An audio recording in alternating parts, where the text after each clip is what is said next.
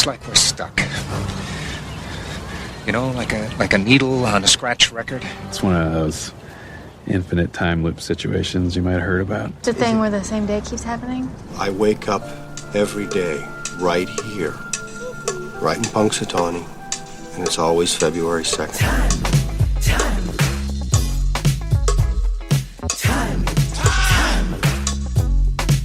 I promise to explain everything later, but I need you to trust me. Slow down! What are you, in a damn time loop or something? Well, it's Groundhog Day. Again. And that must mean that I'm Professor Robert E.G. Black, and this is the Groundhog Day Project. The Heidi art films that I talked about last week, they're going to have to wait probably till minute 43 when Phil goes and sees Heidi 2 with Lorraine, because I haven't had a chance to watch them yet. Well, actually, I have had a chance to watch Heidi, the art film, not the actual adaptation of Spirey's novel. Although, I think it also relates in a way.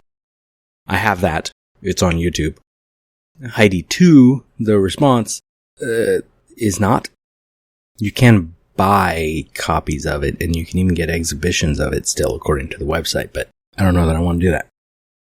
My weird tangents shouldn't necessarily take over. He says, drinking from his A Damn Fine Cup of Coffee mug, because I was also the host of Twin Peaks Radio, which was a show talking about Twin Peaks where at first it was just kind of, I'll talk about whatever, and I could have done that for a long time. Then I started from the first moments of the first episode of the show, and after a couple dozen episodes, I wasn't even through the first 10 minutes because I was stopping whenever something interesting on the screen caught my attention, and then I talked about it. That's too much, unless you're going to do it in a very organized fashion. Movies by minutes is an organized fashion I can do. And now I've broken it. I still want to do movies by minute shows, like proper ones. 1 minute of the screen of the movie is what your episode's about. Move on to the next minute and the next episode. But also maybe that's not me. Maybe I need more leeway. Anyway, today, I promised I was going to talk about Danny Rubin before we really got into the city of Punxsutawney, because in the film, we're going to go to minute 7 next week, probably, and the van has just pulled into the square. They were rounding the corner, they passed the diner, they're about to pass the courthouse over toward the Opera House, which is, in the film, the Pennsylvania Hotel.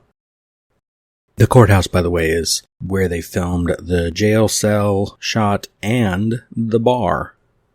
Not the bar where he hangs out with Gus and Ralph. That's at the bowling alley, which is over near the Moose Lodge, where they filmed the inside of the banquet at the end of the movie. We'll talk about locations when we get to those scenes. It's going to be fine. I've been to these places. As you're about to hear, I want to talk about Danny Rubin. So let's start with a little excerpt from The Accidental Swami by Michael Schulman. This is an article.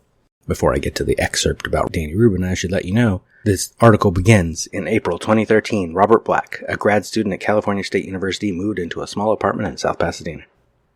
It's about me. Oh my God. This article is cool. Schulman was in Woodstock the same time I was, and I'll have to talk more about my trip to Woodstock at some point. It's in the blog if you need to find it. You just go to the February 2014 entries, and you'll find a lot of stuff about visiting there. Schulman was there ostensibly to write an article about Danny Rubin returning to Woodstock, because Danny Rubin was there for the festivities on Groundhog Day in Woodstock that year.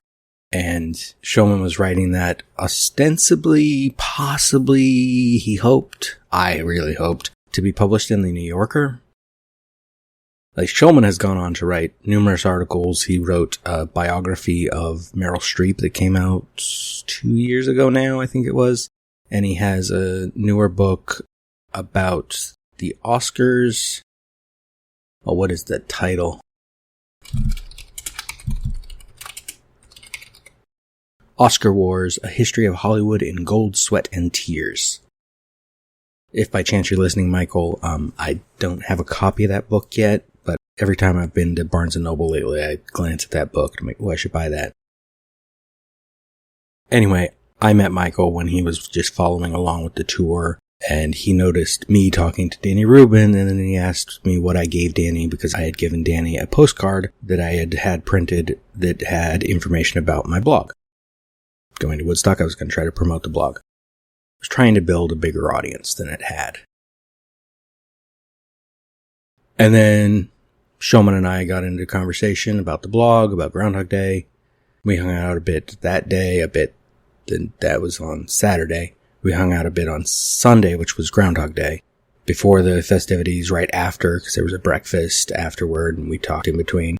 And then we emailed back and forth, and I ended up in this article.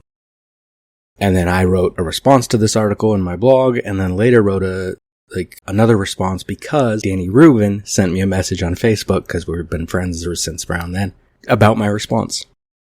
Short story on that is that part of the reason, where's the quote? Schulman quotes me as saying that Danny seemed polite but standoffish, I think is what I called him.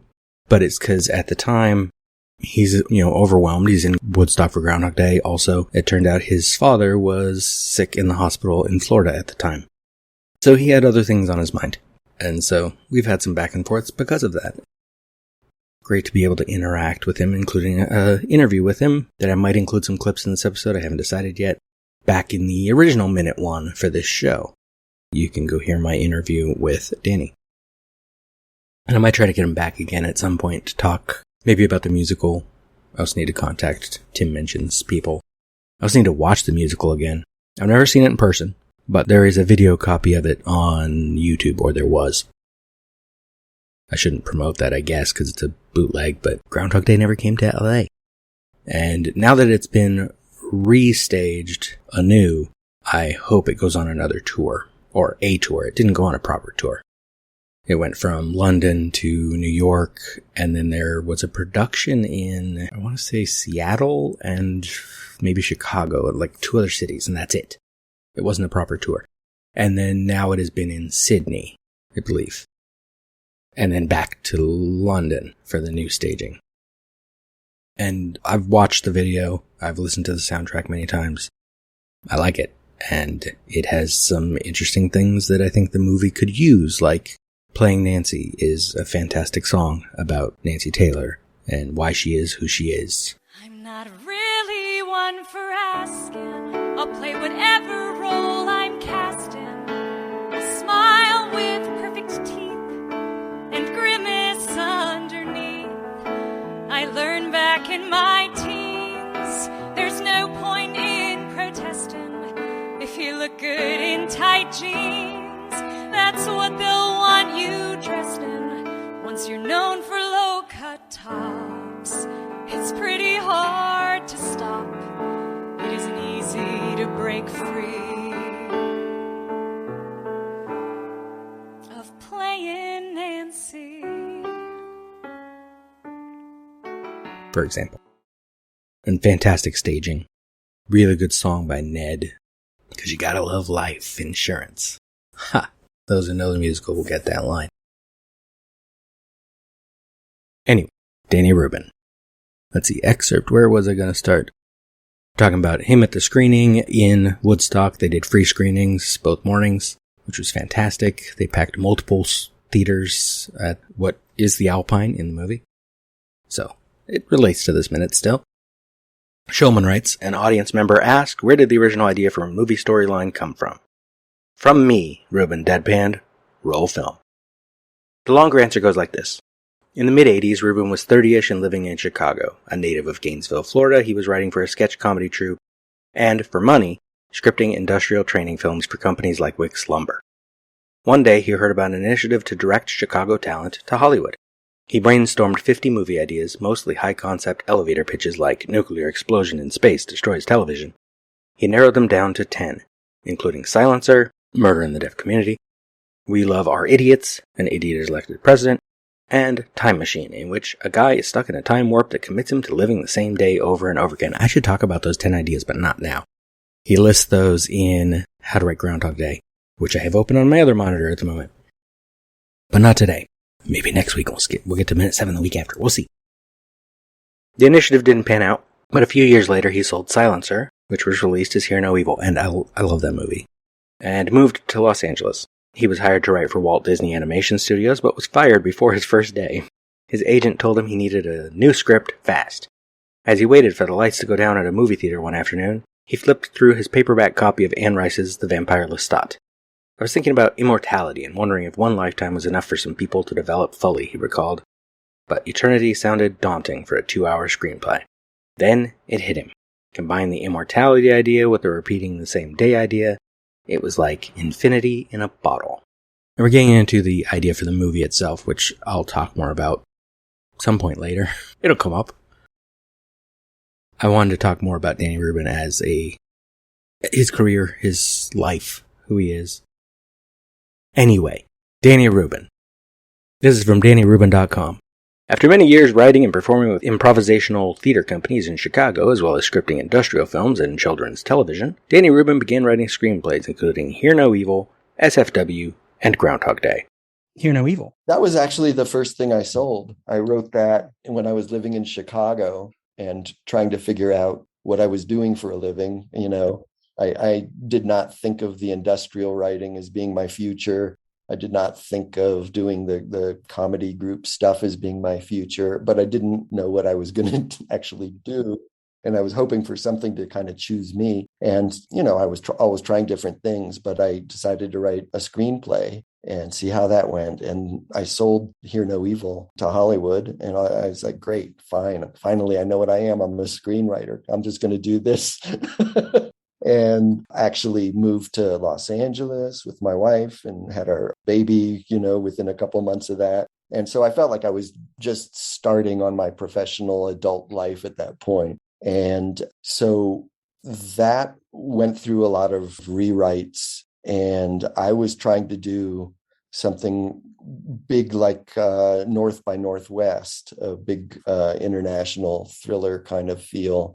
And the producer who optioned it really wanted to do Wait Until Dark. And we never really saw eye to eye because in my mind, being deaf and being blind are very different and have different kinds of challenges. And those two things don't really translate. But he insisted that it should. And I wrote a few drafts and then they moved on to other writers. So in the end, it became a different movie, which was fine. It got me my career, got me into the Writers Guild, got people interested in seeing the next thing. And the next thing I wrote was Groundhog Day. And then that got set up at Columbia Pictures and Herald Directing. And I was like, great, I'm on my way. And based between those two, I had moved to LA and I was going to all the meetings all over town where people were looking at the script Groundhog Day that I had written, but nobody wanted to produce it. They just said, wow, I love Groundhog Day. Of course, we can't make it. I didn't know why, but I was sort of go along, get along. Yeah, I don't understand Hollywood. Yeah, of course we can't make it. I never said why not. It didn't. That seemed a little provocative, and I was, like I said, trying to feed my baby. And so went to all these meetings, and people would offer me other things. And the one that came through was SFW, which was a book adaptation. At the time, working with James Foley, who was a very made director, and that also got made. And so I had those three things that kind of all came out within a year of each other. And I felt like a totally happening guy, but I also did not want to live in Los Angeles. It wasn't even with those successes or that confidence. It was really just, I didn't want to live in LA and didn't want to raise my kids there. No knock on LA. It's just a personality match. And we wound up moving to Santa Fe. And for several years, I was very sought after, and Groundhog Day got made in that time and got, you know, it was a Bill Murray movie. So I must be a genius or a young genius to have written something and landed it with Bill Murray. And so people perceived me as a happening thing. And they kept hiring me to write another Groundhog Day. I just didn't know what that meant, but I thought it meant something original and different and a little offbeat, but very middle of the road in terms of entertainment. And that's not so much what they meant. They were saying, could you get Bill Murray into this movie? Or could you write a nice romantic comedy with Goldie Hawn learning love and understanding with her family when they go camping? And it's like, have you seen my movie? Have you seen my work? This isn't what I do, really. And it was just a mismatch between me and my ambitions and Hollywood and their ambitions. And there were things that almost worked out and then didn't, for all those Hollywood reasons that things almost worked out. And it was fine. I got a whole career of working with interesting people and doing interesting projects that I said, I don't want to do the version that we can all tick off in our heads. Yeah. I want to do something a little bit more interesting. And they say, yeah, that's why we hired you. And then every note was, could you get rid of this interesting part and just get right to it? That's how I saw it anyway. Yeah. So it makes sense that I haven't had a million things made. That's okay. It's sort of worked out well. I've lived a rich and interesting life, and I'm not done yet. And other things are happening, and they've all been satisfying for me. So fine. Rubin has taught screenwriting throughout the U.S. and internationally, and from 2008 to 2013 served as the first Briggs Copeland Lecturer on Screenwriting at Harvard University. In 2017, Groundhog Day the Musical earned Rubin and composer-lyricist Tim Minchin the Olivier Award for Best New Musical in London, and on Broadway garnered 7 Tony nominations including Best Musical and Best Book to a Musical.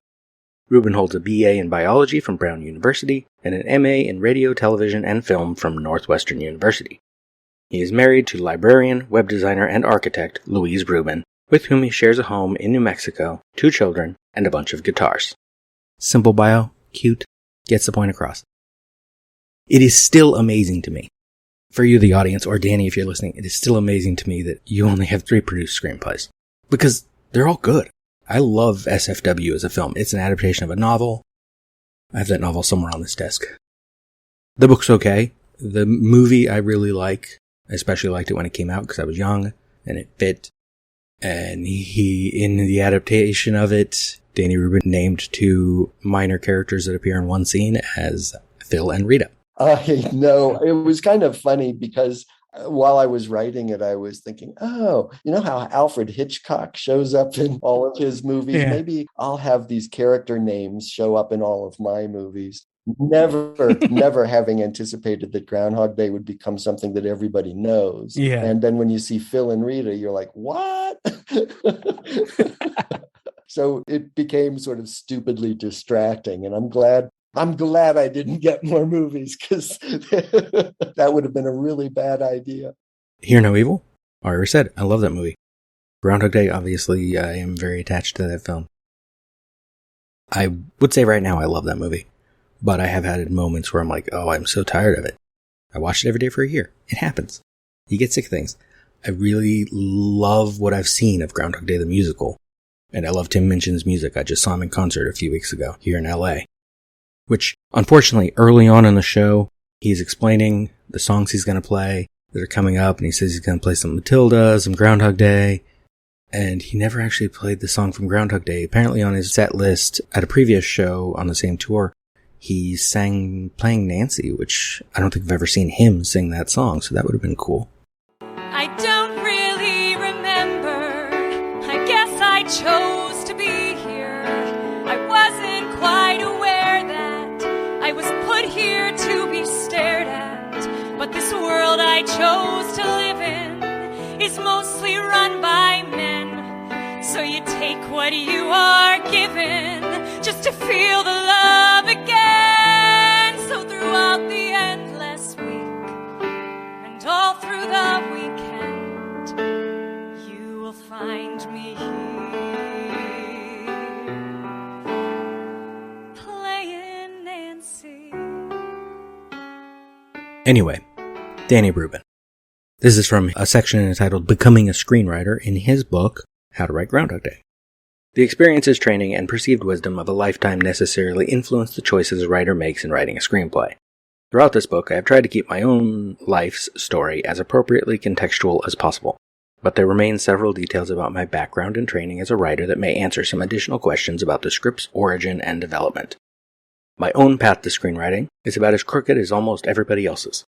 I certainly wasn't thinking of screenwriting as a possible career, not back in Gainesville, Florida, where I grew up. In high school, I pursued biology and, quite honestly, getting into college. Oh, I read that sentence wrong. In high school, I pursued biology and, quite honestly, getting into college. All of the good attention-getting positions at my school were taken. Student body president, or required having qualifications, captain of the football team. So when I noticed that the high school newspaper had no satire column, I decided to write one. I didn't even have to take any journalism classes to do it. It was perfect for me, a lazy person with ambition. The column was easy to write, or Buchwald-like in style, which is notable to me looking back because even though it was a newspaper column, it was filled with dialogue, like a screenplay. In college, I took mostly science classes, thinking I would perhaps go on to medical school. Then I remembered something. When I was a kid, my dad had taken me to see a movie called The Interns. There was a great part where these med students put on a stage show, lampooning their training and mentors and all that. Really funny. It wasn't until my junior year that I realized the main reason I was attracted to medicine was not a desire to heal people, but a desire to be part of that comedy show. Perhaps, I considered, this wasn't the best reason to become a doctor. Somewhere between a primatology course and an independent study in which I dissected the hand of an opossum, I had taken 2 short story workshops. The professor read my writing submission about a real live boy who wanted to become a machine, and then told me that science fiction wasn't really fiction. I took the course anyway. It's a great line. At the same time, I was taking a class taught by a physics professor about the human condition, an exploration of what it means to be human. Most of the course was taught through literature, and it was the first time that literature had been made truly accessible to me. There was a taste of philosophy and religious studies explored as well. Best course I ever took. And I draw my explorations in Groundhog Day directly back to Professor George Morgan and this course. I never thought of college as a job training enterprise, and didn't expect to graduate with any marketable skills, other than, of course, a possum dissector. But I had kind of hoped that those 4 years would help me figure out what I was supposed to be doing with myself. In a way, that's exactly what happened. During this time I was not only taking classes, but also working at my college radio station, WBRU-FM. That's where I discovered that I really enjoyed writing and producing. I created a show called The Week in Review, comedy segments revolving around the news, and I also did several little documentaries on science-related news stories. I took a summer film production course at NYU to fill out the visual dimension of my radio training, and it was becoming clear that my future lay somewhere in educational media. I got my diploma, put my stuff into the back of the car, and set out to find a job and a life.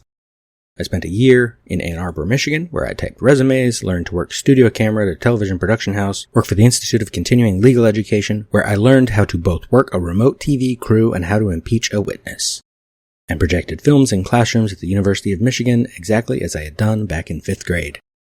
Then, there was the year after that when I actually attended graduate school, which is how I got to Chicago, where I lived for 9 years.